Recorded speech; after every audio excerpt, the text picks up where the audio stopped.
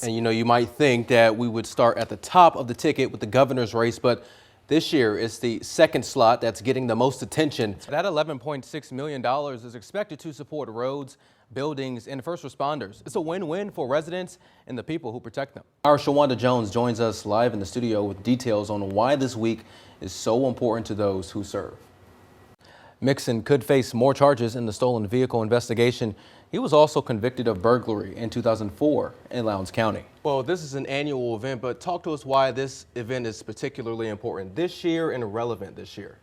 In a race that takes in Noxubee, Lowndes, Clay, and Oktibbeha County's District 16 District Attorney Scott Colomb is facing some opposition this time around. Hidden gem, the smoked turkey. I know everybody's like, oh, turkey, Yeah. turkey. Don't sleep on the smoked turkey. Don't sleep on the turkeys. That's right. Our Desmond Matthews talked to a local circuit clerk about how he and his team are getting ready for round two. And he joins us live from Starkville with more. Desmond? Well, it's been just over a month since devastating storms hit parts of Monroe County and Amory. While the cleanup is still in the early stages, a great deal of progress has been made. Keely Shields talked with a county leader to find out where things go from here, and she has our story from Amory. Keely. A world leader in aviation celebrates 20 years in the Golden Triangle. What opened as Eurocopter in 2003 is now Airbus. Breaking news, 2 people are dead after a shooting in Monroe County. That's right. Sheriff Kevin Crook says the incident happened in the Hamilton area this afternoon. Keely Shields is live at the scene in Hamilton. Keely, what can you tell us right now? A prescription drug is suddenly popular for a new use. We're looking into the effect that's having on the people who need the medication. And if you were affected by last month's tornadoes, there are a couple of deadlines coming up soon you may need to take note of. We have that information coming up.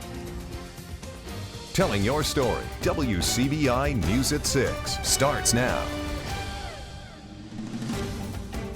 Good evening and thank you for joining us. I'm Winston Reed. It may be a small step, but it's one more step to normalcy in Amory. Nearly a month after imposing a curfew, the city has lifted the restriction. Town leaders put the curfew in place the day after that devastating EF3 tornado swept through, leaving piles of debris. The city and property owners have spent the last few weeks clearing debris from the roads. The police department lifted the curfew on Wednesday, citing the progress on the cleanup efforts. And some important dates are approaching for some tornado survivors in the area. If you do not already receive Supplemental Nutrition Assistance Program benefits, you can apply for DSNAP. For qualifying households, DSNAP provides money to help buy food lost in the storm or if you lost income due to the disaster. The deadline in Montgomery County is tomorrow. You can apply at the Winona Community House. In Monroe County, the deadline is April 30th. You can apply there at the West Amory Community Center. Well, more than $2 billion will be used to improve roads, bridges, airports, and other infrastructure in Mississippi. Today, Governor Tate Reeves signed 2 pieces of legislation to get the money moving. $1.4 billion will go to the Mississippi Department of Transportation.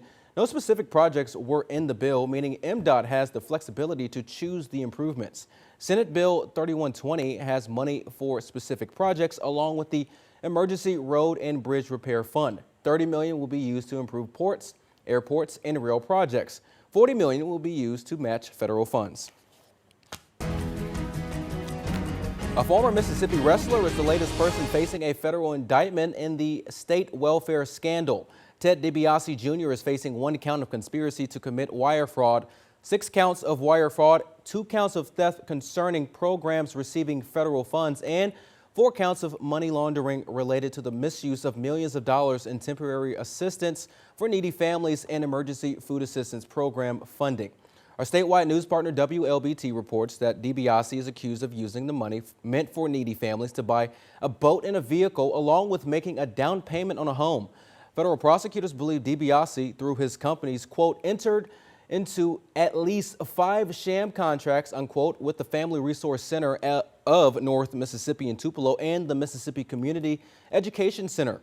Contracts mentioned in the indictment total more than $2.2 million. An update to a story we first brought you last night on WCBI News at 9 and 10. A Tupelo woman who was reported missing yesterday and was the subject of a silver alert has been found. Tupelo police sent out a release in the early morning hours that Tracy Shanklin had been found and was receiving care. The Mississippi Highway Patrol also canceled its silver alert. Well, there's a growing concern in the medical community, the misuse of the diabetic drug Ozempic for rapid weight loss in people who are not diabetic. Shawanda Jones has been investigating the potential health risk associated with using this drug for weight loss and what the FDA is doing about its abuse. And she joins us live in the studio. Shawanda. All right, Shawanda, thank you for that report. Well, today is 420, and clinical cannabis users in North Mississippi have a new option available to them. The dispensary by Rev opened its doors today in Tupelo. Members say that it took months to get prepared for the grand opening, and so far they've been met with much enthusiasm and curiosity from people in Lee County. Along with getting the word out about the new location, the staff is also working to educate the community about the benefits of their products. Happen. So we think it's huge that we're even here today. You must be 21 and have a state-issued medical cannabis card to buy products at Rev. Manager Kelly Riley and her team can also answer questions about the process for getting a card. 104.3 in your afternoon. You may not know the face, but you probably recognize the voice. We find out what's next on the playlist for a popular North Mississippi DJ when we come back. Telling your story, WCBI News at 10 starts now. Thank you for joining us tonight. A federal judge is giving insight into the capital city's crime problems. The order is related to the House Bill 1020 challenge. The purpose of the order was to dismiss Chief Justice Mike Randolph as a defendant. But in the process, Judge Henry Wingate weighed in on issues facing Jackson. And the federal case is still pending, with oral arguments for the preliminary injunction expected later this month. Well, a Starkville man is facing 2 decades in prison for drug and money scheme offenses. Terrence Chandler is pled guilty in the U.S. District Court for the Northern District of Mississippi to 1 count of conspiracy to possess and distribute a controlled substance and 1 count of money laundering.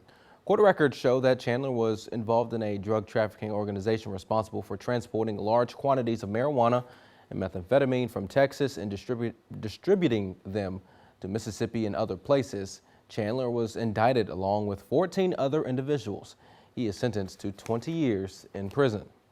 Lowndes County narcotics deputies have arrested 8 people in a months-long meth trafficking investigation. The narcotics sting unit seized more than $15,000 in cash, over 8 pounds of methamphetamine, and 5 vehicles. Sheriff Eddie Hawkins says the case started after neighbors called deputies about a large amount of traffic coming to and from a house. Agents developed informants and made buys from Eric Green. Hawkins tells WCBI that Green soon moved his operations to a barbecue stand on Highway 50 in front of a store and a bar. Green is charged with aggravated trafficking of meth, 2 counts of sale of meth, and 2 counts of conspiracy to sell methamphetamine. Patrick Davis, Andrew Clay, and Jarvis Thurman are charged with aggravated trafficking of methamphetamine. They are from Moorhead and Greenwood. The other people arrested are facing sale, conspiracy, or possession charges, and a full list can be found on our website. That's WCBI.com. Last night, the Columbus City Council took a vote on implementing a policy that would tackle low retention rates within the police department. As Shawanda Jones reports, if the city is going to pay to train and equip new officers, it's going to ask for a stronger commitment and a better return on investment. The new policy only affects new incoming officers who have not already been through the police academy. All right, well, Fulton voters are ready to invest in tourism and recreation. That is, a 3% tourism tax passed in a special election yesterday. The tax will be added to food and beverage purchases inside city limits. The money will help pay for projects such as tourism, beautification, recreation, and new parks.